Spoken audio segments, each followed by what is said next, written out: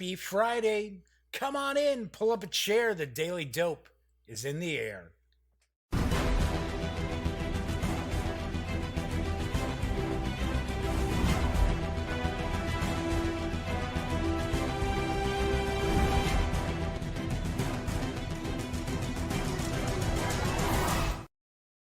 Howdy, howdy, howdy, gang. Yes, I'm Jeff McAleer, back once again as your host here at The Daily Dope, presented by thegaminggang.com, of which I happen to be the Grand Poobah. Woo-hoo.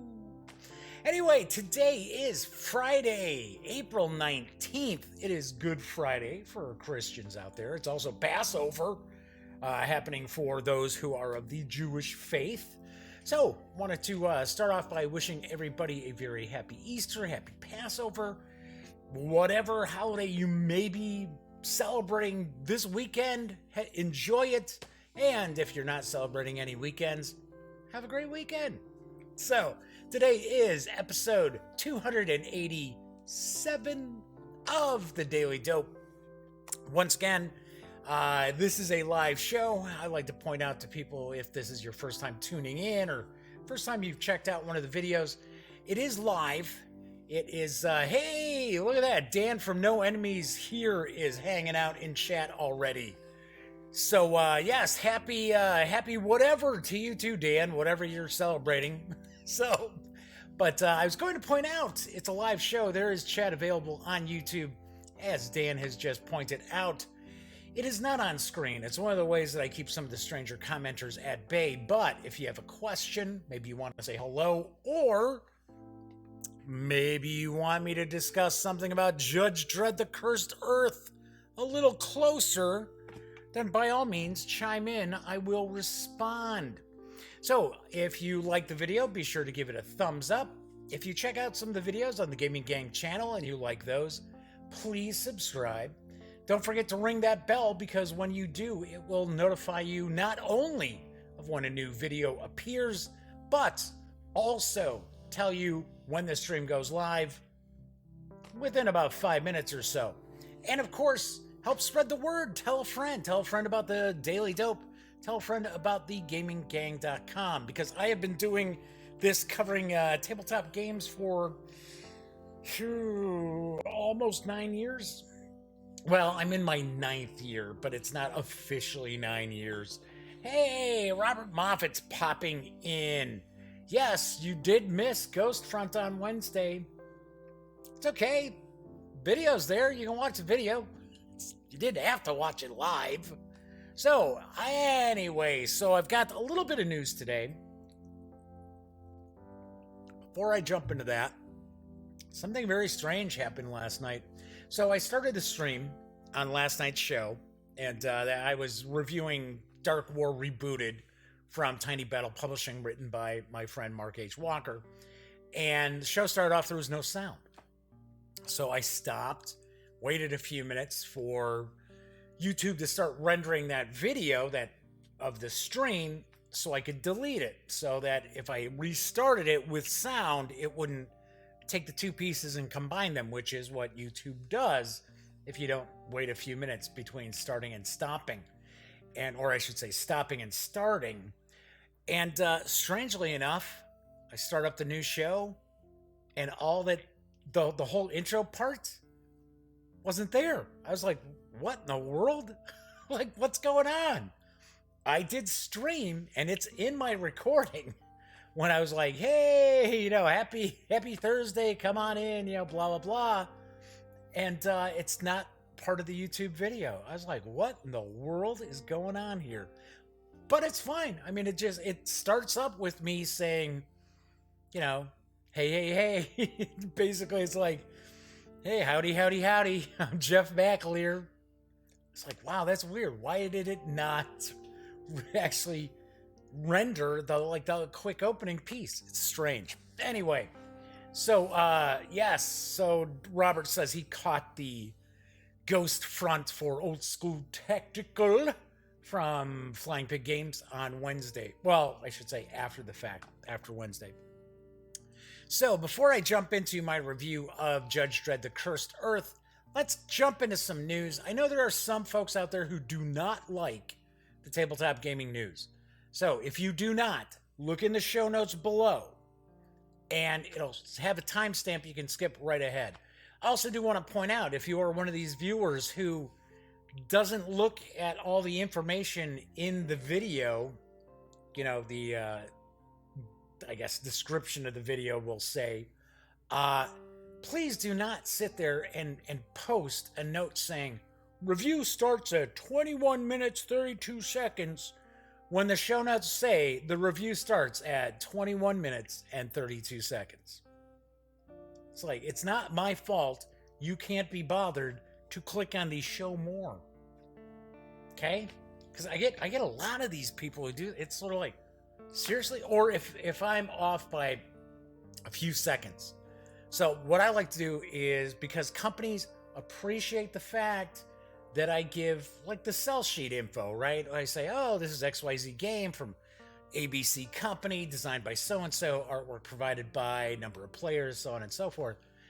And some of these people who are super anal, and there are these gamers out there who are just, they make having Asperger's look like it's probably enjoyable. But if it's like, they hate where I will sit there and actually say the review or unboxing or whatever starts at that point when I start giving the info.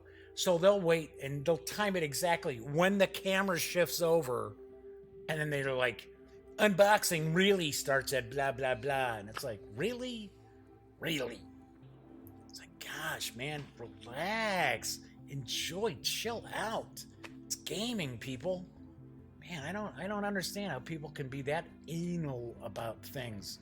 So Dan says, love what Jeff does. Yeah. Thank you, Dan. All right, so let's hop on into the news, because there's a new game of survival following a global disaster. It's coming this July from Osprey Games. I think that's how it's pronounced. And Asmodee North America. I've got the dope on Untitled Daylight. Untitled Daylight is a cooperative survival card game for 3 to 6 players. Your goal, survive 10 waves of enemies and save at least one survivor. During the game, you can find and exchange objects, weapons, and ammunition with other characters, and build traps or barricades to protect yourself and ensure your survival as a group. Your reflexes, your sense of strategy, and your ability to survive will be tested.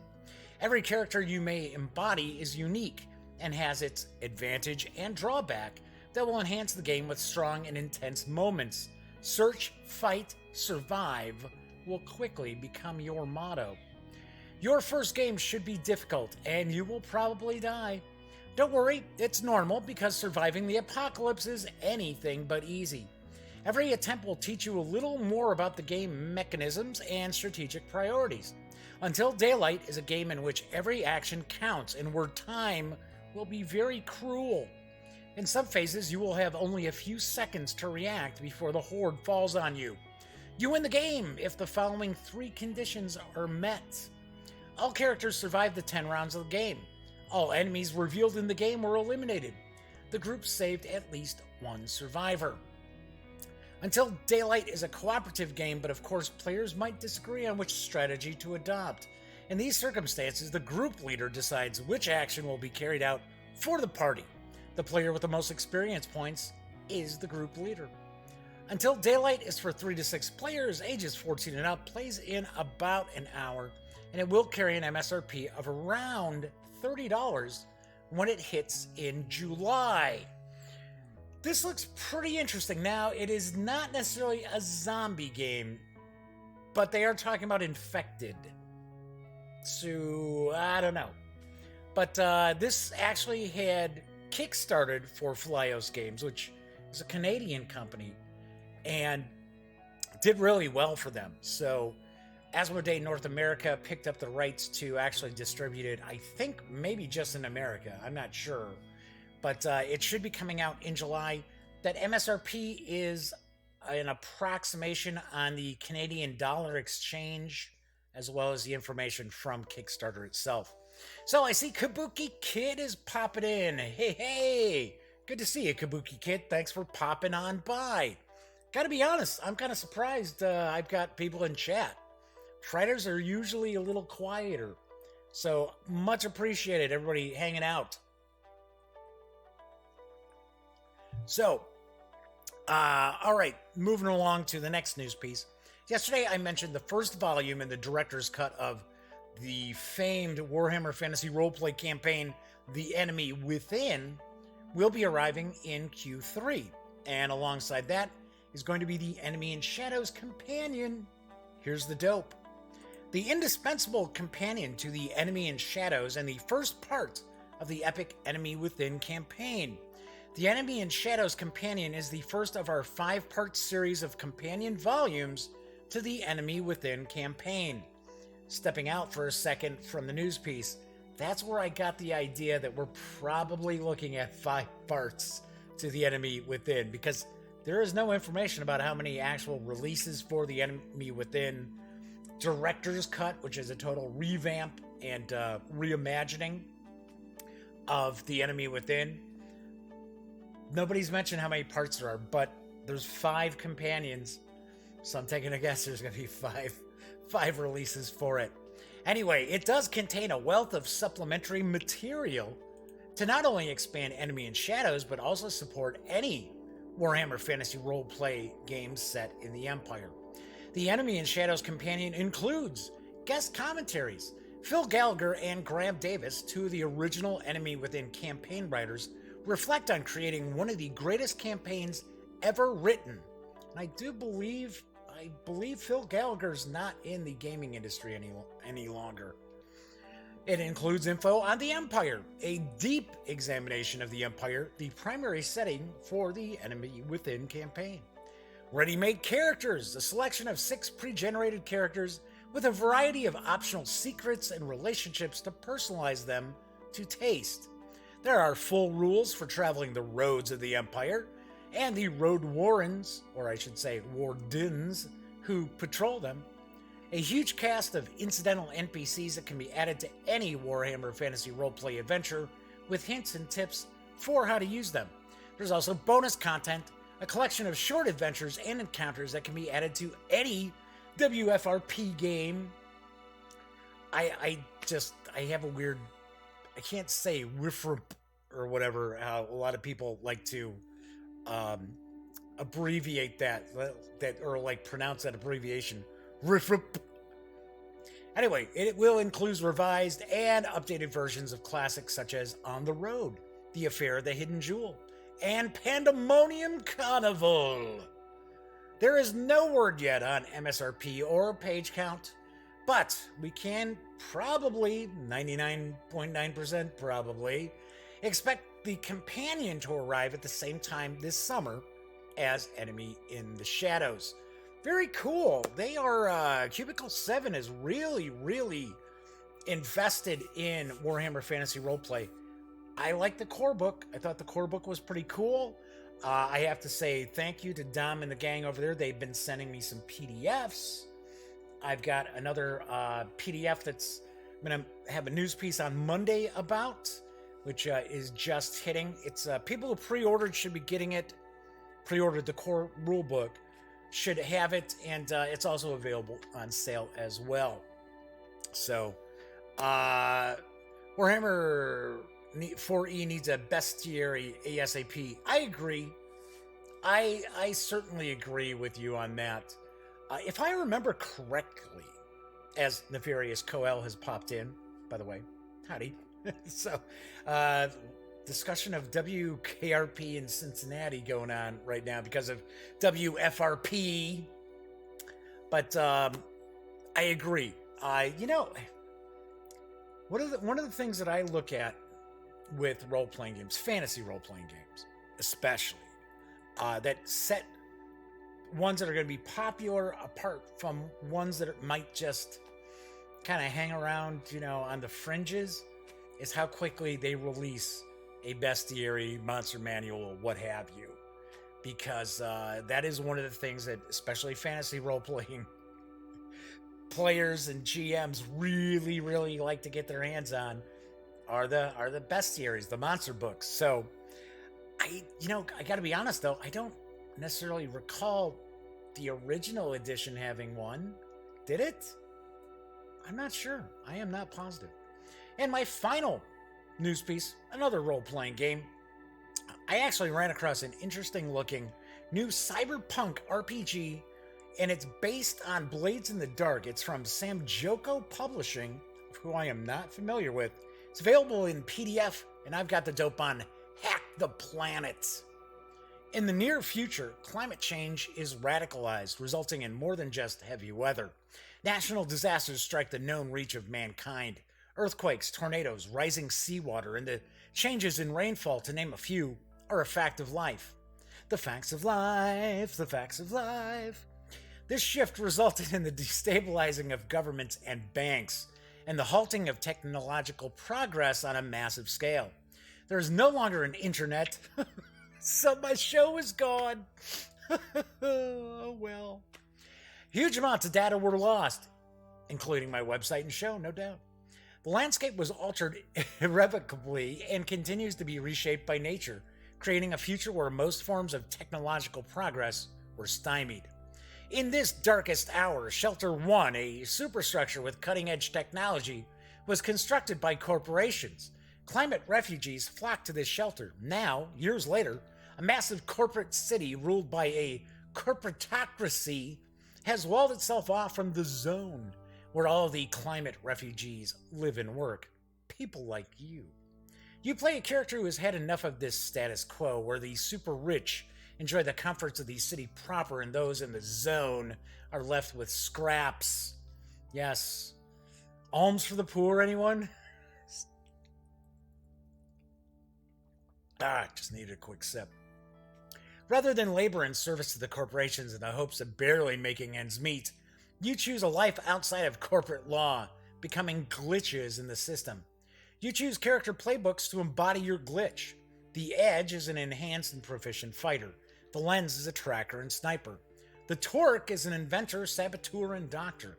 The Fuse is an infiltrator. The Haunt is a shrewd hacker. The Feint is a cunning strategist. And the Quirk is a wanderer and scholar. Think Elysium meets Twister meets Blade Runner. That's a pretty bizarre way of putting this together. Hack the Planet is a Forged in the Dark game that uses the Blades in the Dark SRD with numerous changes to fit the cyberpunk meets climate fiction genre mashup of the setting. There are cybernetics, rules for acts of God, radicalized natural disasters, made worse by climate change, crew types that shift focus to different aspects of the setting, changes to how healing works, alternate actions from Blades, and much more. There are also additional character and crew playbooks, and more factions from designers Andrew Gillis, Ash McAllen, Kate Bullock, Kira McGran, and Melody Watson that change up the game substantially. From storm speaker witches to transhumanist gene-hacking rangers, these designers illustrate the creative potential for creating your own new content for your game. The 346-page core book for Hack the Planet is available now. It's on sale at DriveThruRPG. It's $20. Normally it is $24.99. And I have to admit, this does look pretty cool. And $20 for 350-page PDF, which I took a peek.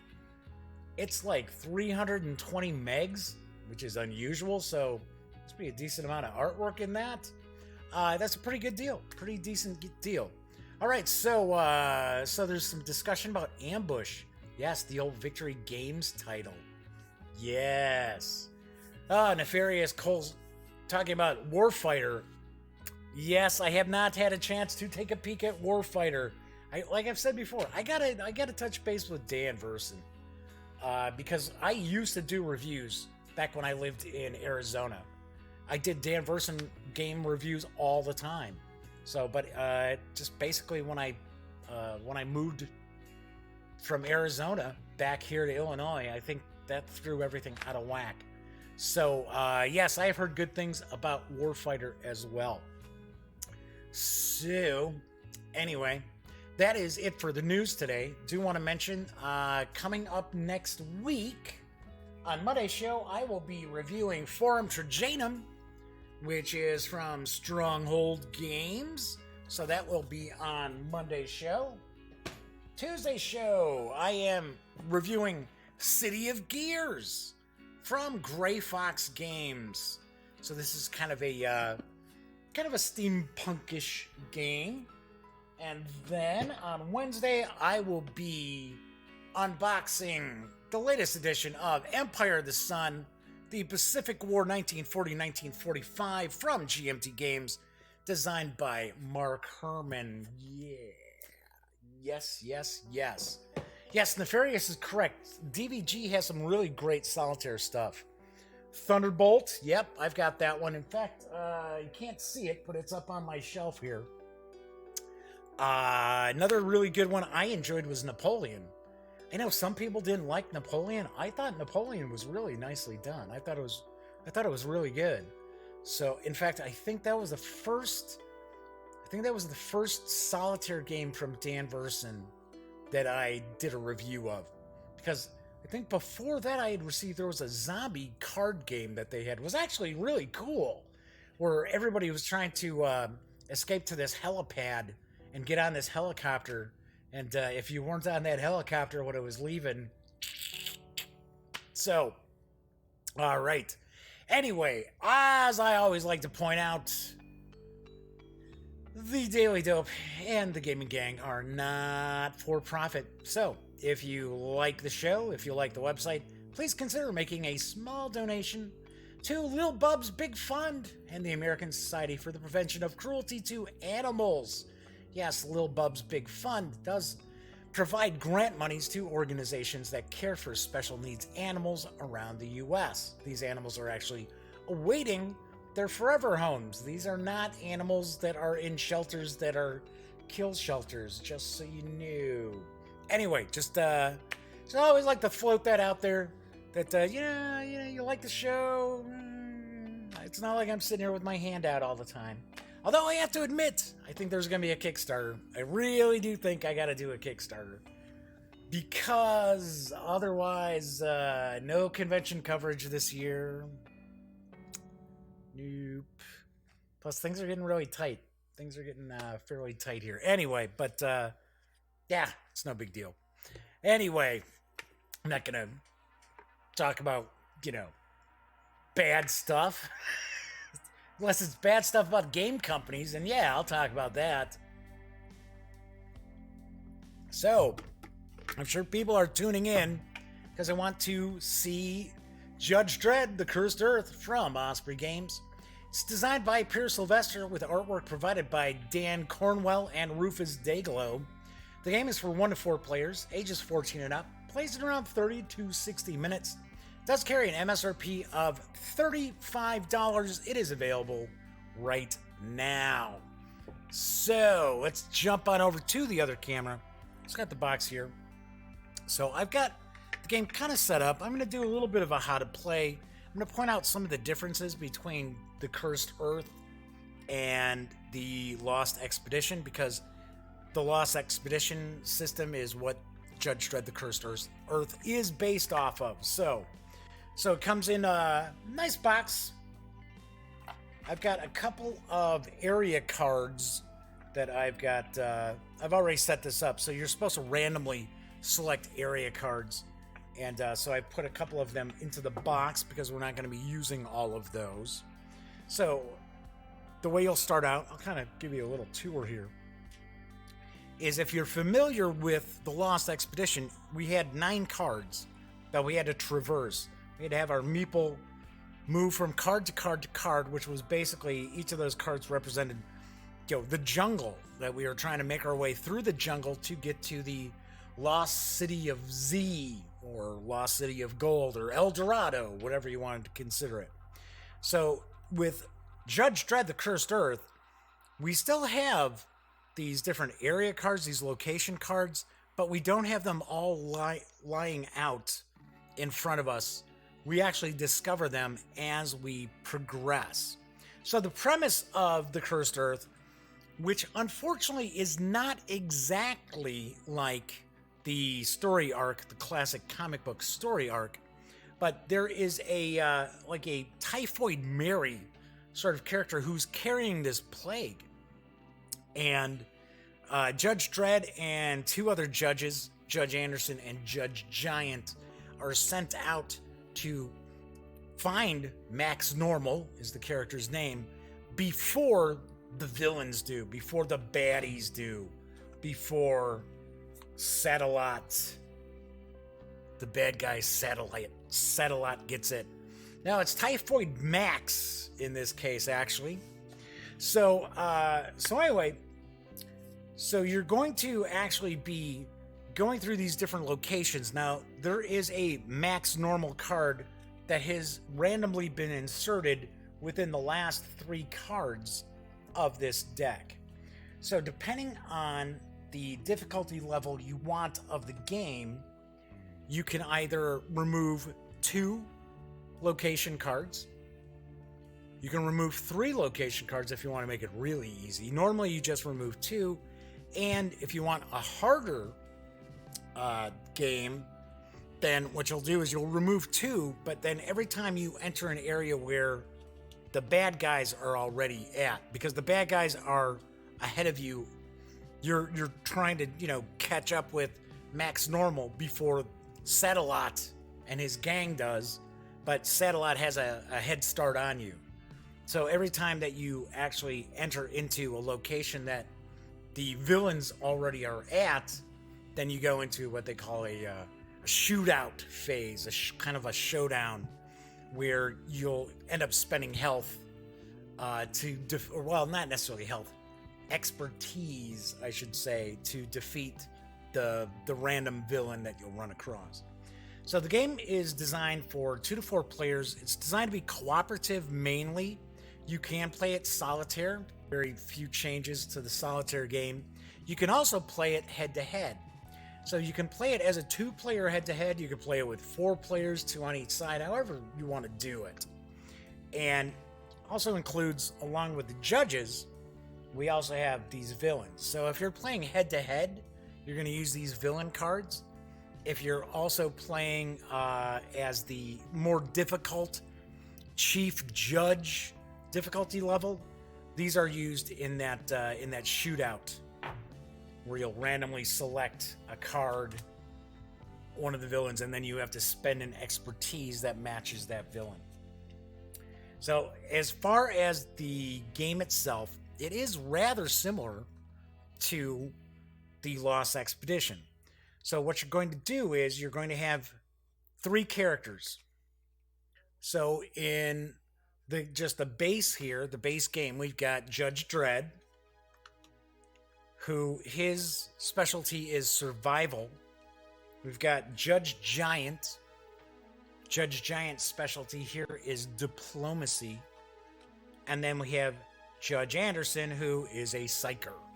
So Judge Anderson can use psychic abilities, which are basically just icons on these cards here that you can utilize if you spend some of her health. So we also have ammunition. So our team starts out with 4 ammunition tokens and 3 ration tokens. That, just like in the Lost Expedition, we are going to have in Lost Expedition it was day and night. Here we have dawn and dusk.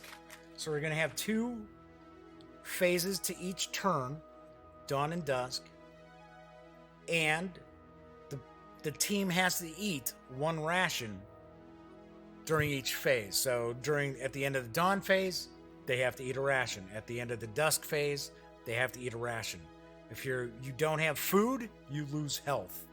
There is also the first judge, the chief judge token here, that just simply rotates around. If you're playing with multiple players, it's going to move around. It's almost like notating that you're the leader of the expedition.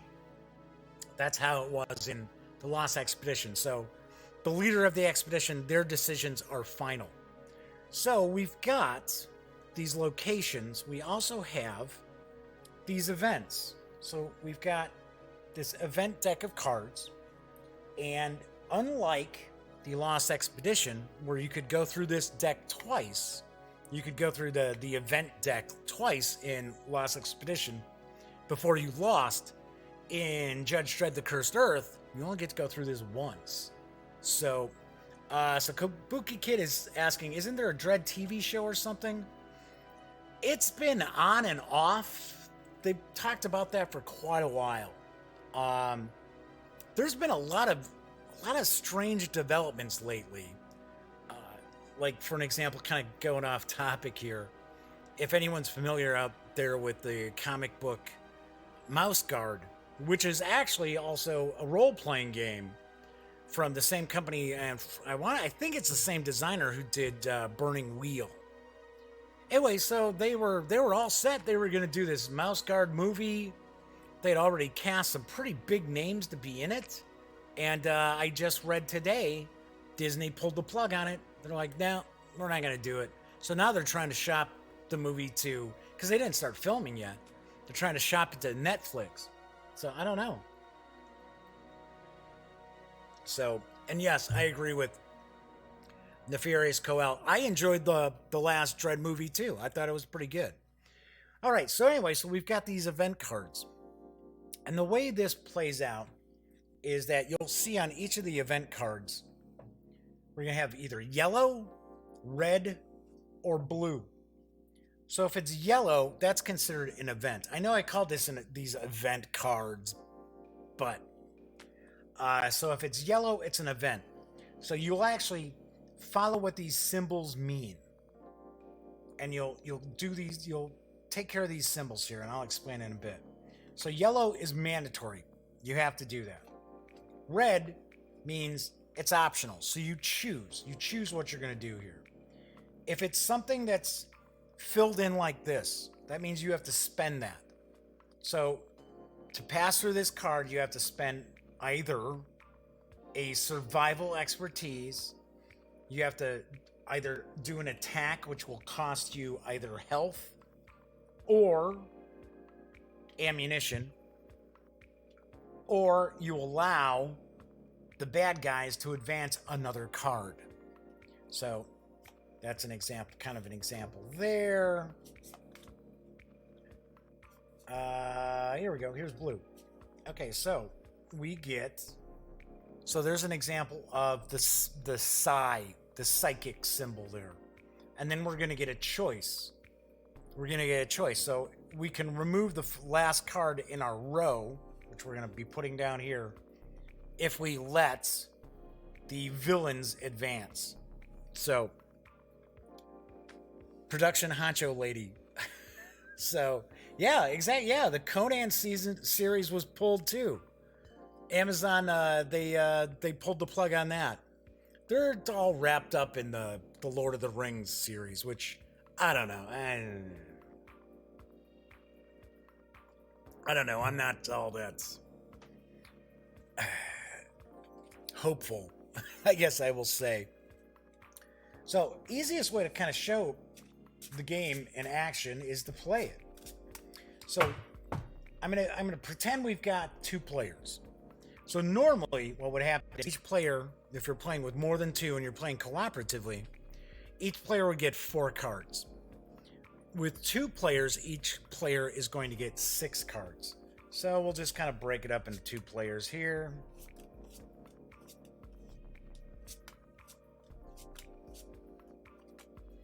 Did I count out 6? Nope, 1 too many. Too busy talking. Okay, so we've got 1, 2, 3, 4, 5. Nope, I know what happened. I gave the 6th one to me. So what we're gonna do here is we start off. Yes, the cards in this game are very large. They're about tarot card size, but they're a little wider. From my just eyeballing it.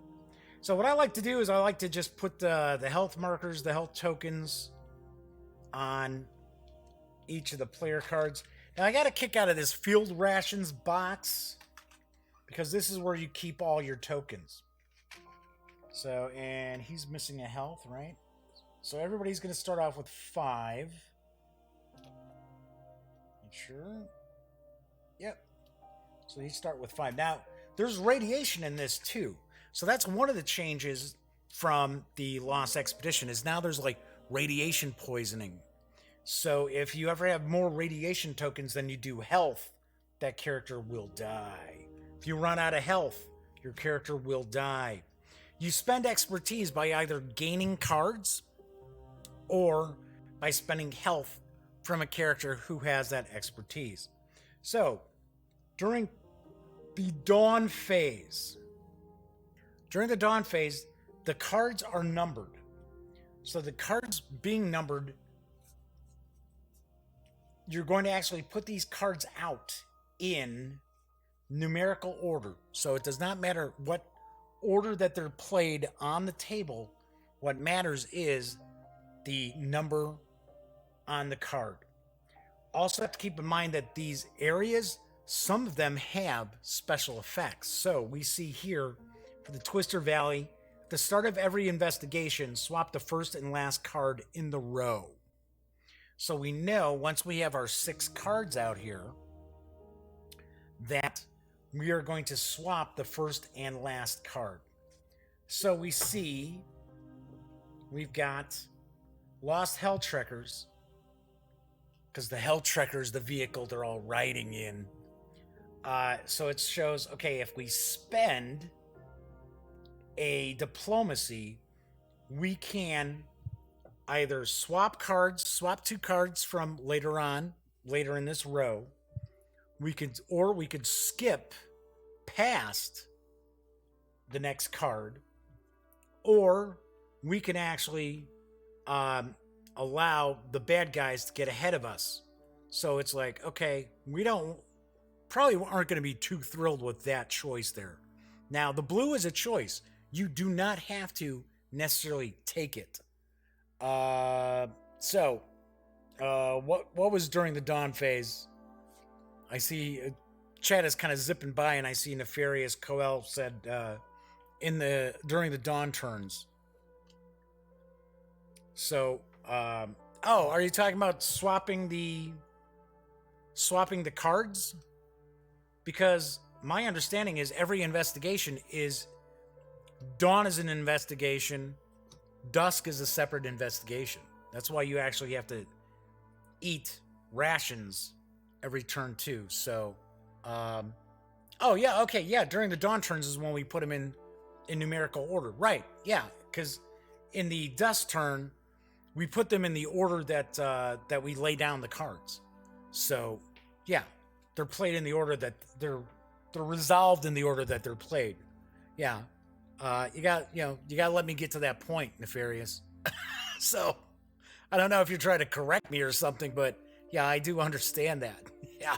So, anyway. So, as an example, let's just throw some cards down here.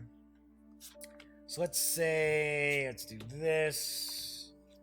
Throw that. Do this. Do that. Do that. Okay, so what you would normally be doing here, and this is how I tend to like to do things, is we would actually sort these as the cards come out. So you don't have to do it that way. I know some people would prefer they just everybody lays their cards out and then you sort them out. To me, if you're actually laying these out as you're going along, I find it much easier for you to decide, well, it's time for me to play a card again. What should I do? So let me move this here. So, at the start of every investigation, swap the first and last cards in the row. So there we go. So we're going to swap those out. So, we've got some pretty crappy choices, right? So we're fighting off a giant pterodactyl. So our choice here is, well, we can kill one of our characters and subtract the 2 cards that are last in this row. Or we can spend either a psi expertise or a survival expertise to get past this card.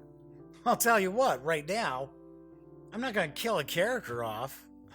So I'm going to spend one of Judge Dredd's health to utilize his expertise. Now, there are ways that we can gain stuff too. So it's important to understand that we can gain different things. So he's going to spend that health. We're going to get past that card. Boom. So, dog vultures. So here we can either, we really don't have a choice. This is what we have to do. So we have to spend one of our rations to get by. So we spend a ration. See, things are bad already. And it gives us, we can take an option. We can either fight and spend either ammunition or health from one of our characters, or we can spend another ration and subtract the last card here. Personally, I don't know. I would probably say let's spend the ration to get rid of that card, even though now we only have one ration. Now, of course, if you run out of food, then you start losing health as well. So we got past that card. So now we can spend a health, we can advance, and we do 2 size. So 2 psychic abilities from Judge Anderson. So Judge Anderson is the only one who can spend for the psychic abilities. And a lot of times, for an example, if say we needed to spend a survival, but we didn't have Judge Dredd anymore. Judge Dredd was taking a dirt nap. Well, we can actually spend 2 health from another character to pass that expertise test. But with the Psyker, only the Psyker can utilize these cards. So once again, we would move on after that. Once again, we can fight, lose a health, or we can fight and lose a expertise for survival. Then here, the last card was that we've got spend the diplomacy, and then you've got the swapping, skipping ahead, but then you're letting the enemy get ahead of you. So that would be in the dawn turn. And then, of course, once we finished up the dawn turn, we would have to pay our ration, eat, and then we would move to the dusk turn. So let's say, for an example, we got to move ahead to Adam Gulch. So now when we do our dusk turn, now we're going to resolve this in the order that these were played. So, and the thing is, now once the cards come out, we can discuss strategies for approaching these cards. Thing is, before we put these cards down, we can't talk about the cards we've got in our hand. So I can't say, oh, well, I wish you had, a higher card, like maybe higher than 40. You can't do that. So Rob Moffat says, Jeff is my therapist, or like my therapist. That's funny. Okay. So, an example like this, even though numerically these cards are all over the place, we would resolve them from left to right, choosing how we would spend and making decisions. Like I said before, yellow are events. You have to do this. The red, those are options. You can take these options. So when we see skipping, you're automatically going to skip. Now, one thing with the swapping cards, and I have to take a look at the Lost Expedition, because I could have swore that when you had the swapping, it was not optional, that you swapped 2 cards somewhere after the fact, after the card that's got the swap.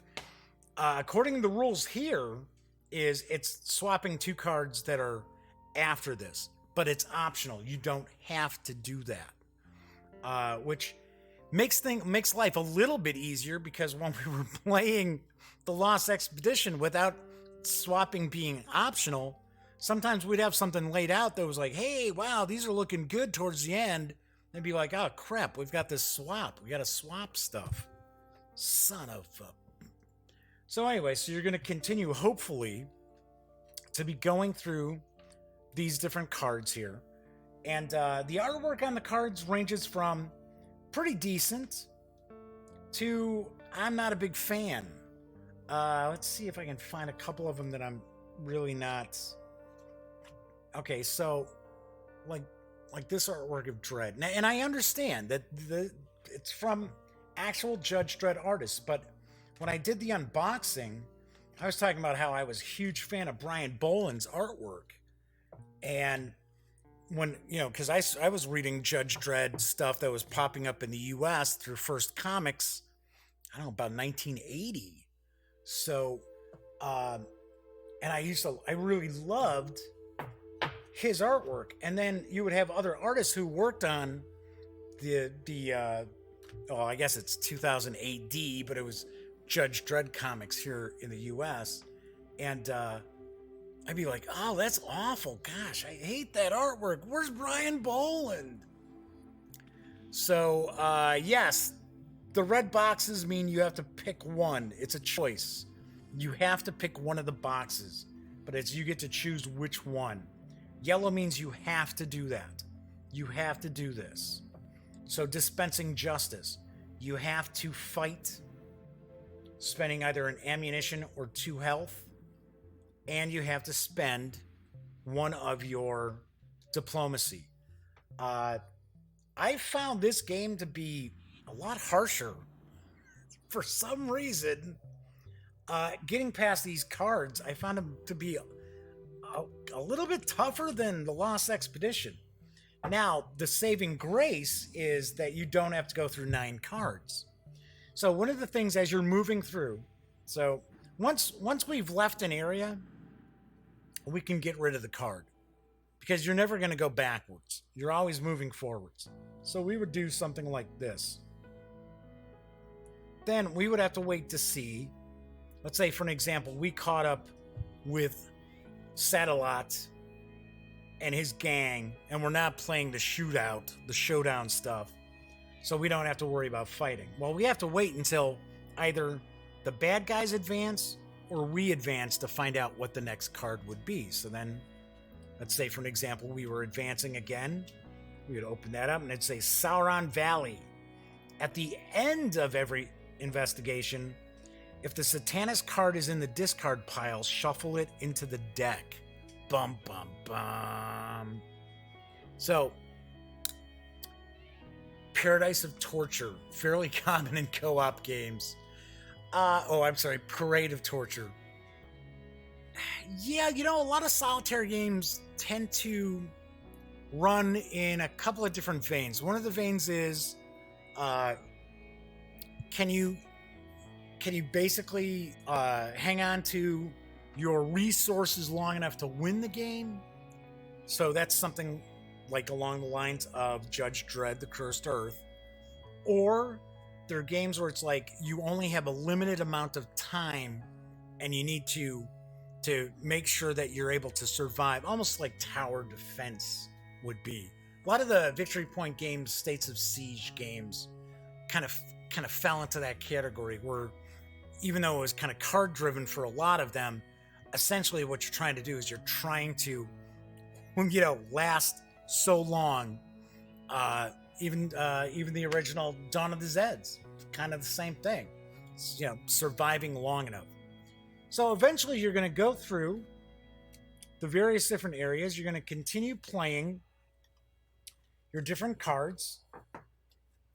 You're going to do your day, your dawn. The cards are going to be laid out in numerical order.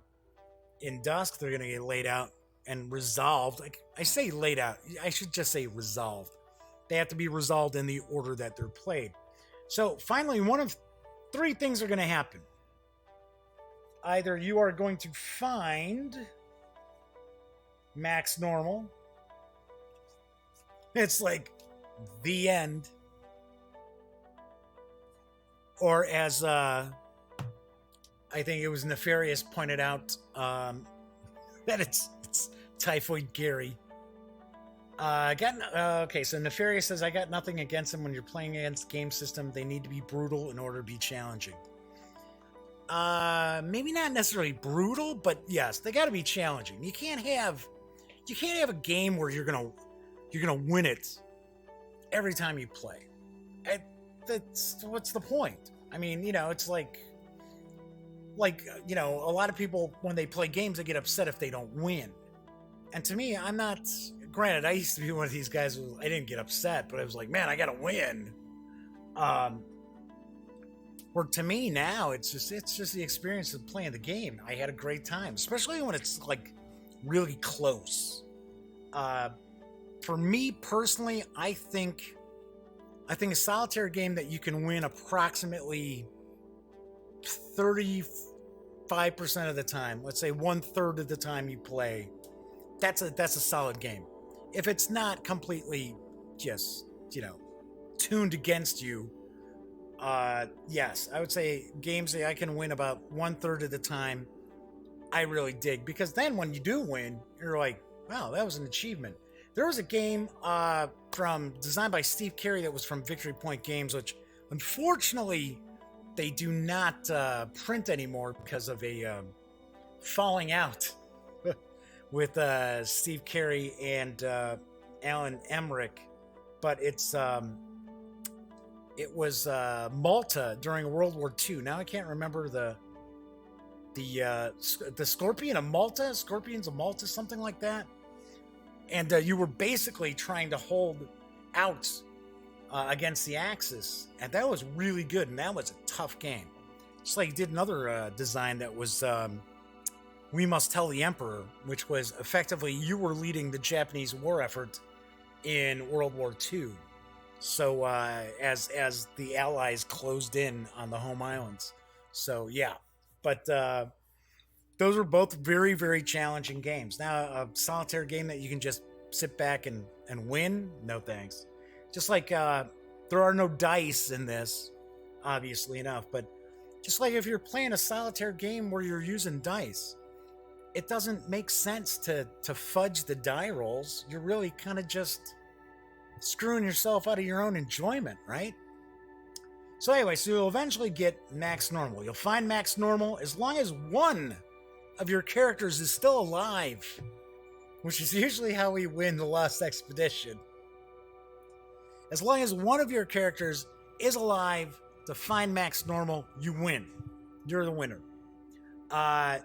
You could run out of health, and all your characters end up, buying the farm. Once again, I pointed out you can get radiation, and if the radiation tokens on your card are equal to or more than your health that you've got, yeah, that character takes a dirt nap. So a lot more ways for you to lose than there are to win. Of course, as I mentioned already, if you end up going through the entire deck, there are no reshuffles. If you go through the entire deck and you have not found max normal, then you lose. So that, in essence, is how you play Judge Dredd: The Cursed Earth from Osprey Games. So, what do I think of it? Well, if you watched the Daily Dope, you already know I am a fan of the Lost Expedition. I really, really like it. It's not difficult to learn how to play it. It's my nephew Cameron really dug it. Some of his friends or members of the gang really dug it too. And I usually keep it in my car in case I'm heading over to my brother's, in case Cameron wants to play a little bit. So I really do enjoy it. Now, there are some new wrinkles in the Cursed Earth, which I really like. There are some aspects of it that I'm not super keen on. So, first of all, what I'm not super keen on, as I mentioned before, some of the artwork is really, I'm just not a fan. Sorry. I'm not sure who it is. I'm not sure if it's Dan Cornwell or if it's Rufus Dayglow. One of the two of them, their artwork is just not my bag of tricks. So there's that. I liked the artwork that was in Lost Expedition. It was one artist, so it was very consistent. It was not mind blowing, but it was still pretty good, pretty good. So I like the fact that you're not trying to go just 9 cards. You're not just going every time you play. It's like, oh, we got to go these 9 cards till we get to the lost city. Here, there's some randomness where Max Normal will be found. He might be the last card in the location deck. He could be 2 away from the last card in the location deck, making things a little bit easier. There are some new ways to kind of make the game a little bit easier, which, to be honest, anybody playing the Lost Expedition already did. Where it was like, wow, it's too hard to get 9 cards through 9 cards to advance along this track. Let's just take a couple of them out. So if you're playing with kids, don't want to lose, and you still lose anyway. So I like that aspect where there's some randomness involved in when the game will end. I also like the fact that you've got uh, the radiation now because it's the cursed Earth. There's mutants. That's one of the big aspects of the comic story arc are the various different mutants that Judge Dredd and Harvey Spikes Rotten. Remember when I did the unboxing, I kept remembering the character's name was Harvey something. It's Harvey Spikes Rotten or Spikes Harvey Rotten. Maybe it's Spikes Harvey Rotten. And Tweak, the mutant who turns out to be an alien, run across throughout the entire story arc. So I like the fact that you've got to worry about not only health but ammunition and food, but now you got to worry about radiation. So I like that too. Uh, as far as the the difficulty, I think the difficulty is a little more difficult than with the Lost Expedition.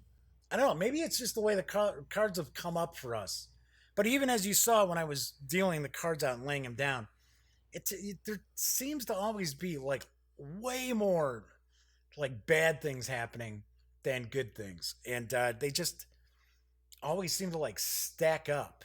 So we only won this. We've played this 5 times. We've won it once. So I don't know. Maybe it's because I thank your dad, kids. Thanks, Dad. Thanks, Jeff. See the Al I'm more like Al Bunny with Married with Children. The chat just zips by sometimes a little too fast. So and I already get thrown off my train of thought sometimes when I'm checking out the chat. But so anyway, so like I said, it just seems to be a little more difficult than the Lost Expedition. Now maybe it's my imagination because we usually win the Lost Expedition about 1 out of every 3 times we play.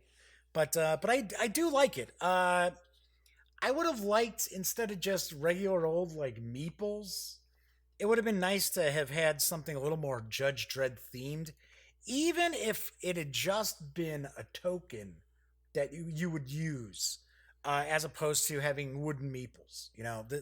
These add really nothing to the game. But I do like the Justice Department field ration box that you do put all the counters and stuff in. I thought that was a cool little twist. So all in all, I would say I really like Judge Dredd: The Cursed Earth. I like it the same amount once I even everything out. I enjoy it the same amount as I do the Lost Expedition. Now, does that mean if you have the Lost Expedition, you should run out and purchase Judge Dredd: The Cursed Earth? I gotta be honest, I don't think so. Unless you're a Judge Dredd fan, then of course, yes, I would certainly say by all means go get it. But if you already have the Lost Expedition, I don't honestly see a reason to add Cursed Earth to your collection. Sorry to say. But on the flip side, if you don't have the Lost Expedition, by all means, I recommend picking up Judge Dredd: The Cursed Earth. There's a little more to it. There's a little more variety to it, uh, especially because of the new wrinkle with like the radiation, plus the fact that it's not always having to go 9 location cards to win. But on a scale of 1 to 10, I give Judge Dredd, The Cursed Earth, the same score that I gave The Lost Expedition. A very, very solid 8.7 out of 10. So, let's see what's going on. I picked up this game for a small footprint solo co-op game that's easy to pack along just in case. Yep, same with the Lost Expedition. I didn't trust me. I got a lot of games in my car, but that is one of them. So yes, Dan from No Enemies here says I'm a completist. It's a curse. Yeah, for people in the chat, I understand you're serious gamers. So yeah, even if you have Lost Expedition, I would assume you'd probably, if you enjoyed that game, you'd probably want to pick this up too. I'm just talking about people who are just, have no experience with the system whatsoever from Pure Sylvester. I would probably go with Judge Dredd over the Lost Expedition, even with the kind of weak artwork on some of the cards in that, and the seemingly increased difficulty level. So anyway, that is it for today's show. As I mentioned on Monday's show, yikes, this box is kind of heavy. I will be reviewing Forum Trajanum from Stronghold Games. So, as I like to always say, when you're not watching videos on the Gaming Gang channel, please go visit thegaminggang.com for all the latest in gaming news, reviews, comics, movies, TV. By now you know the drill. Get your geek on at thegaminggang.com. Once again, I'm Jeff McAleer. Those of you who've been hanging out in chat, Nefarious Coel, Rob Moffat, Dan from No Enemies here, and Kabuki Kid, thank you so much for keeping me company. All you out there who may have been watching live and didn't chime in, come on, we don't bite, say hi. And of course, for those who are catching the show after the fact, thank you very much for watching. Enjoy your holiday weekends if you're celebrating a holiday, and I will be back on Monday.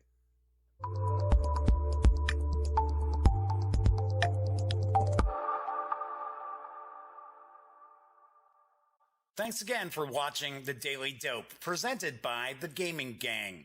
If you like this episode, be sure to give it a quick thumbs up. And if you dig the channel, please subscribe. If you'd like to check out our previous episode, click right here. And if you want to check out a somewhat randomly selected episode, give a click right down here. It'll be like opening a box of Cracker Jacks. You just don't know what you'll get. Once again, thanks for watching, and I'm Jeff McAleer.